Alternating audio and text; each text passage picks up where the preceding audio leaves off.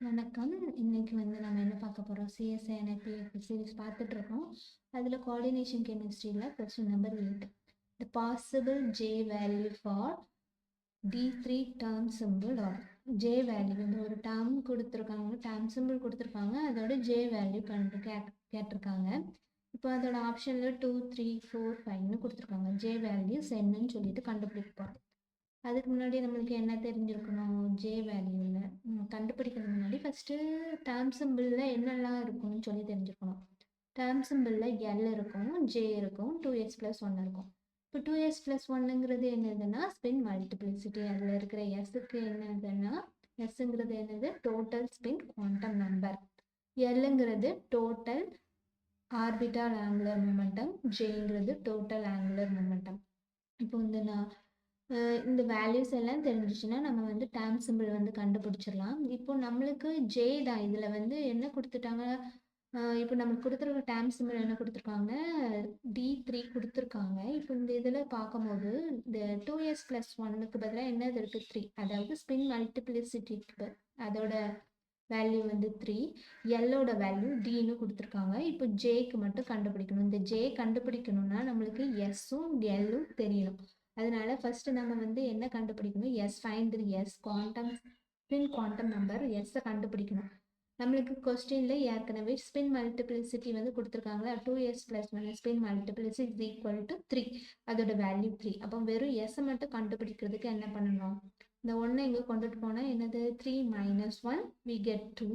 அப்புறம் s = 2/2ன்னு வரும். எஸ்ஸோட value நம்ம என்ன கண்டுபிடிச்சிரும்? 1ன்னு கண்டுபிடிச்சிட்டோம். இப்போ எஸ் கண்டுபிடிச்சிட்டோம். அடுத்தது எல் கண்டுபிடிக்கணும்.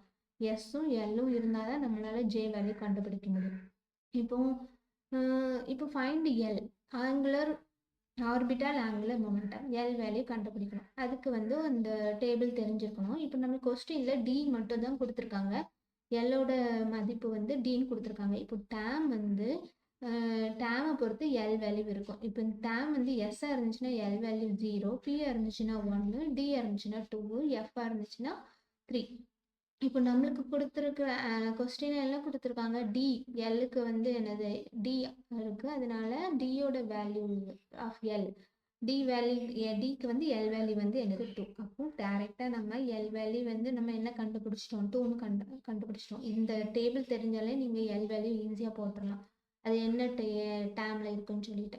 அடுத்தது ஃபைண்டு பாசிபிள் ஜே வேல்யூ. இப்போ நம்ம என்னதான் கண்டுபிடிச்சிட்டோம்? L2 கண்டுபிடிச்சிட்டோம், S1 கண்டுபிடிச்சிட்டோம். இப்போ J can have value from J value கண்டுபிடிக்கணும். ஜேயோட வேல்யூ எதுலேருந்து எது வரைக்கும்னா L plus S modulus of L plus S and modulus of L minus. இந்த இடப்பட்ட இதுக்குள்ள J வேல்யூ இருக்கும். எல்லோட வேல்யூ நம்ம என்னது? 2ன்னு கண்டுபிடிச்சிருக்கோம். அது போட்டுட்டோம். எஸ்ஸுக்கு 1. அடுத்தது இதுலேயும் போடுறோம் 2 - 1. இப்போ ஃபர்ஸ்ட் இதை கால்குலேட் பண்ணும்போது 3 வருது. இந்த சைட் கால்குலேட் பண்ணது இந்த 2 - 1 கால்குலேட் பண்ணும்போது 1 வருது. இடையில இந்த 2 எதுக்குனால போடுறோம்? நம்ம எப்படி எழுதணும்னா ஃபர்ஸ்ட் 3, 2, 1 லாஸ்ட்ல என்ன வருது? இப்போ 1 வரதுனால இடைப்பட்ட நம்பர் அதை அப்படி எழுதுறோம். இப்போ நம்மளுக்கு என்ன 3 வேல்யூ கிடைச்சிருக்கு அப்படிதானே? 3, 2, 1. பாசிபிள் ஜே வேல்யூ அப்படின்னா என்னது? 3 கிடைச்சிருக்கிற நம்மளுக்கு ஆப்ஷன் பி தான் ஆன்சர். இப்போ உங்களுக்கு புரிஞ்சிருக்கும்னு நினைக்கிறேன். இதில் ஏதாட்டு டவுட் இருந்தால் கேளுங்க, நான் கண்டிப்பாக சொல்கிறேன். இப்போ நம்மளுக்கு கொடுத்துருக்க டேர்ம் சிம்பிளில் 2 இது கொடுத்துருக்காங்க. ஸ்பின் மல்டிப்ளிசிட்டி கொடுத்துருக்காங்க அண்ட் எல் வேல்யூ கொடுத்துருக்காங்க.